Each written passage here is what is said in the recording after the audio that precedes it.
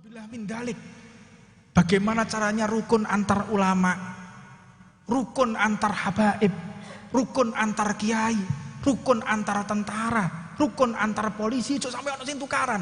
Anda gunakan ilmu Anda, gunakan majelis Anda, gunakan energi Anda untuk menyatukan umat Nabi Muhammad.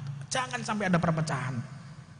Apalagi sesama umat Rasulullah sama-sama mengucapkan asyhadu alla ilaha illallah wa asyhadu anna Muhammadan Rasulullah. Padha wong Islami. Malu kita dilihat orang yang non muslim di luar sana. Malu kita. Delok wong Islam tukaran isin, malu kita.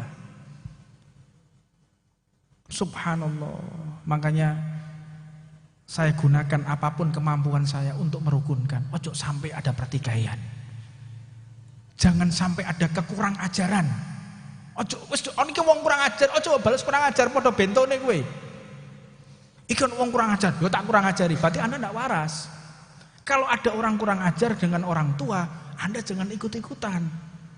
Wah, iki kurang ajar iki mbek guru, yo tak kurang ajari, berarti Anda tidak berada di relnya Habib Umar bin Hafid. Habib Umar bin Hafid, guru kita, guru besar kita, tidak pernah Habib Abu Bakar Al-Adni, Habib Zain bin Semit, Habib Salim Asy-Syatiri, dan semua para habaib, para kiai-kiai kita, Mbah Hasyim Asy'ari, Mbah Wahab Hasbullah, Mbah Bisri Samsuri, semuanya, Mbah Ahmad Dahlan di Muhammadiyahnya, menghindari perpecahan apapun, menghindari perseteruan apapun. Kalau ada perbedaan,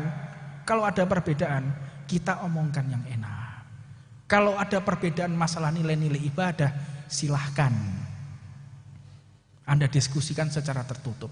Kalau memang dikatakan Pak Dudung itu adalah menghina Tuhan kita, bukan Arab, ini jawabannya. Yang harus dilaporkan polisi yang mengatakan orang tua Nabi kafir masuk neraka, itu laporkan. Kenapa Anda diam saja? Orang tua Nabi kafir masuk neraka, kenapa Anda diam saja? Mengkafirkan orang tua Nabi Anda biarkan. Kafir wong tuane Nabi, mlebu neraka, kok Anda diam? Aneh kalau orang yang mengatakan orang tua Nabi kafir masuk neraka Anda laporkan juga. Saya berbesar hati. Oh, berarti masuk akal. Ini termasuk orang yang menista agama. Itu laporkan itu. Yang mengkafir-kafirkan orang tua Nabi itu, yang mengkafir-kafirkan para habaib, para wali. Sayyid Muhammad bin Ali Al-Maliki dikatakan pembawa bid'ah. Hah? Dikatakan Abuya, dikatakan pembawa bid'ah, sesat, pembawa kesesatan. Kenapa enggak Anda laporkan?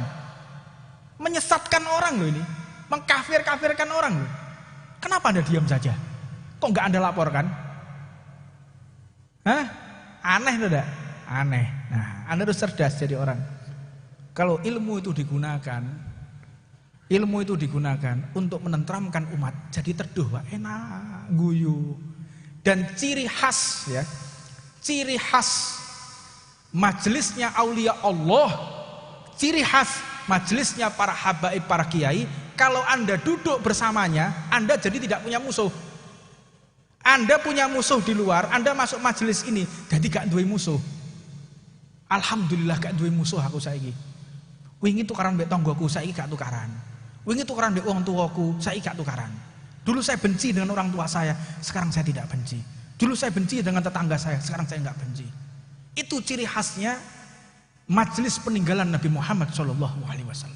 Anda masuk majelis ini jadi punya musuh apa enggak? Anda jadi membenci orang lain apa tidak? Enggak. Berarti Anda tepat berada di majelisnya Rasulullah SAW. Tapi kalau Anda masuk di majelis, pertama nih gak duwe musuh, mulai belajar. Berarti wong tuaku iki syirik iki. Wong tuane dikafirno, Pak. Wong tuane disirikno. Wong tuaku iki ana mitoni. Jajan sepasar. Ana tahlilan 1 minggu 40 hari. Iki dalile apa iki? Berarti wong tuaku iki syirik, bid'ah iki. Wong tuane dilawan, majelis apa iki? Anda masuklah, duduklah di majelis-majelis yang membawa keteduhan. Sudah perbedaan, hormati perbedaan orang lain. Sebagaimana 4 madhab para a'immah. Mereka berbeda pendapat, tapi mereka saling menghormati. Bukan orang yang beda dengan kita dijadikan musuh. Anda tahu ceritanya Imam Syafi'i ketika beliau sholat di masjidnya Imam Ahmad. Imam Ahmad itu mengatakan kunut. Kunut itu tidak wajib. Kunut itu dikatakan bid'ah. Tidak boleh orang baca kunut subuh. Kebetulan Imam Syafi'i masuk ke dalam masjidnya Imam Ahmad. Dipaksa untuk ngimami sholat subuh. Maka Imam Syafi'i tidak menggunakan kunut. Murid-muridnya pada bingung semua. Wah Imam, apakah engkau berubah fatwamu? Apakah ilmumu sudah berubah? Diam Imam Syafi'i, nanti di luar saya jelaskan. Keluar, ketika keluar dikatakan ilmuku tidak berubah. Tapi kenapa engkau tidak membaca kunut tadi? Apakah engkau lupa? Tidak, sampai kami semua sujud sahwi. Kami semua sujud sahwi. Kenapa engkau seperti itu? Ta'aduban lil ahlil kubur. Saya menghormati santri-santrinya dan orang yang dimakamkan di situ. Imam Ahmad sudah wafat tapi masih dihormati fatwanya. Sehingga beliau tidak melaksanakan kunut. Inilah hakikatnya ilmu. Etika dulu, adab dulu, akhlak dulu, baru ilmu. Ojo wale-wale. Jangan kebalik-balik. Berakhlak dulu, santun dulu, baru menggunakan ilmu. Makanya ilmu diterima. Orang tuh senang, Pak. Senang, tapi durung masuk pendeli. Assalamualaikum, menang tok. Ambil jenggotnya kiwir ngono. Coba lek nek temen petang-petang wedi, Pak, wong. Jangan kayak begitu. Tabasum fi akhika shadaqah. Sing guyu ngono lho, mbek wong guyu. Guyu. Tapi ojo nemen-nemen, kira bento sampean. Ketemu siapapun ajak senyum, ahlan wa sahlan, seneng guyu, ojo koyok ngene, senyum. Yang enak, bagaimana caranya orang ini rangkul, ojo wong salah bu amu iwai. Ojo ngamuan, jangan suka marah-marah. La taghdab. Jangan sampai kita marah, jangan sampai kita marah. Mudah-mudahan hati kita semua walaupun berbeda madhab, berbeda ajaran, tetap disatukan oleh Allah Subhanahu wa taala. Sesama umat Nabi Muhammad, mudah-mudahan diangkat semua perseteruan ini, dijadikan satu umat Nabi Muhammad SAW. Siapapun yang berjuang di jalan Allah, mudah-mudahan diberi selamat oleh Allah Subhanahu wa taala. Siapapun yang kesulitan ekonomi, mudah-mudahan diberi angkat ekonominya oleh Allah. Siapapun yang mereka punya hajat, mudah-mudahan dikabulkan hajatnya oleh Allah Subhanahu wa taala. Dan mudah-mudahan umat Islam di seluruh dunia diberi kemenangan oleh Allah Subhanahu wa taala.